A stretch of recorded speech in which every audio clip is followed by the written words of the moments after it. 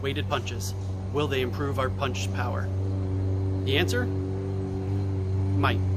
Okay, hear me out on this one. So I'm going to take a study directly done by baseball in weighted balls on the pitchers to see if it would improve the pitch velocity.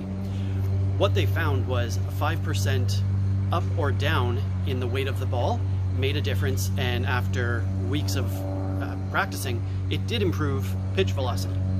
The problem is, it wasn't that it was the weight that made the difference. Partially was training with the weighted ball and just training in general. All right, the body adapted and grew. But it also forced the muscles not to go into periodization. And what periodization is your body basically going, we got this, we know what we're doing now.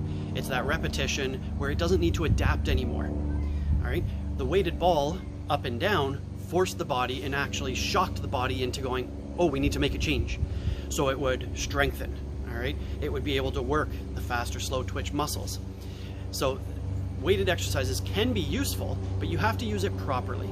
And just by throwing a weight in your hand and shadow boxing and punching hard will not be the answer to a harder punch. We use so much more when we throw our punch. We use our core, we use our legs, our feet, the ground that we push off of, all right, the momentum.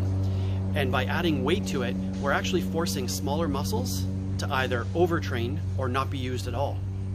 What I mean by that is, if I take a muscle or a weight and I try and throw a punch, I have small muscles that are working on stabilization right now. One of two things are going to happen. They're going to get overworked and overloaded that they're going to tear, they're going to injure, they're not going to be functional. Or other muscles are going to be pulled in to recruit and change the angle that the punch is thrown, because that small muscle can't handle it. Your bigger muscle will take over and will adapt. And now we've changed our technique to the point that it's not efficient. Okay, so a weighted punch can do damage if you're not careful, because it's changing the operation of how our system works. To better understand how the body works, I want to think of just one motion, all right? And that's just a shoulder raised sideways. Okay, a lot of people think it's this deltoid muscle, the muscle on the side of our arm that lifts our arm straight up to the side. But the first 15 degrees of movement, the deltoid doesn't even come into play, doesn't activate. All right? What does is a small muscle that runs across our scapula over into the glenohumeral joint. All right? So shoulder blade into the arm. And that small muscle does the first 15 degrees of movement. Then after that, the deltoid says, I got this, and takes over. All right? So our body is made where muscles will relax or start and initiate movements, but as soon as we overload it, it's too much for that small muscle. So we recruit other ones in between. Right? So, general benefits? Absolutely.